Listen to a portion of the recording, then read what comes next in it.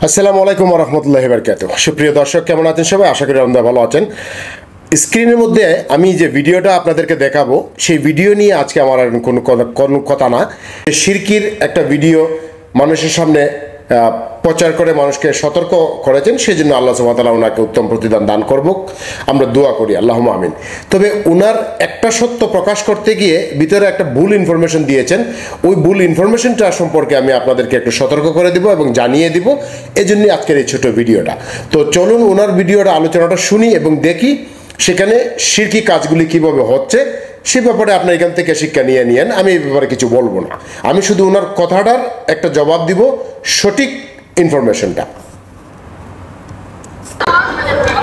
দর্শক, এখানে যদি মনে করেন যে এমনি কোনো কথা হওয়া তাহলে গুদাগুদি ঝগড়ায় লিপ্ত হওয়া লাগবে, যে কারণে আমি কিছু বললাম না, শুধু ভিডিও করতেছি, আপনারা দেখেন।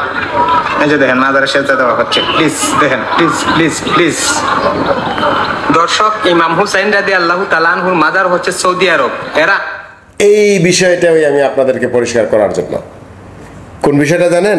হোসেন রাদিয়াল্লাহু তাআলা আনহুর কবরটা কোন জায়গায় আছে, তিনি ওই ভুল ইনফরমেশনটা দিয়েছেন। ওই জিনিসটা আমি একটু পরিষ্কার করব, আরেকবার একটু শুনি। দর্শক, ইমাম হুসাইন রাদিয়াল্লাহু তাআলা আনহুর মাজার হচ্ছে সৌদি আরব।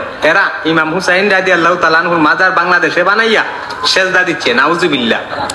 ওই জিনিসটাই আমি বলার জন্যে, উনি যে ভিডিওটা আপনাদেরকে দেখাইলেন, সেটা একটা শিরকির কাজ চলছে। ওই অবস্থায় যদি কোনো লোক মারা যায়, তাহলে তার জন্য জান্নাত হারাম। সূরা মায়দা 5 নম্বর সূরার 72 নম্বর আয়াতে আপনি পাবেন, এবং সূরা নিসা আয়াত নম্বর 59-এ পাবেন। আল্লাহ সমস্ত গুনাহ খাতা মাফ করে দিবেন বান্দার যদি চান।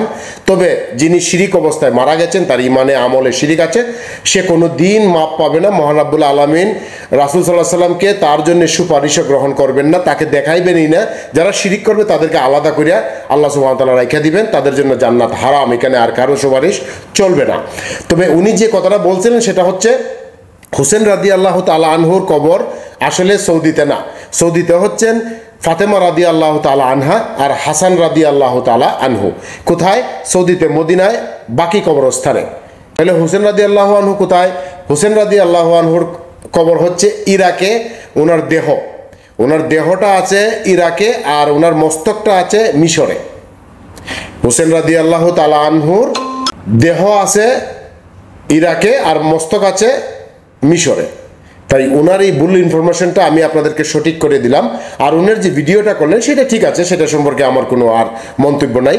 আপনারা দেখে একটু সতর্কতা অবলম্বন করবেন। এগুলা ইবাদত না, এগুলো আপনার ইবাদতকে নষ্ট করে দিয়েছে।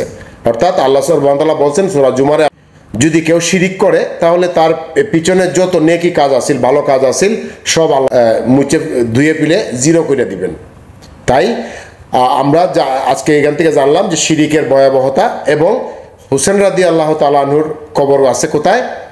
দেহ আছে ইরাকে আর মস্তক আছে মিশরে। ধন্যবাদ সবাইকে সাথে থাকার জন্য, এবং ভিডিওটি শেয়ার করে জানিয়ে দিবেন আরও অন্যান্যদেরকে যারা জানে না। আবারও দেখা হবে অন্য কোনো বিষয়ে। আল্লাহ হাফেজ।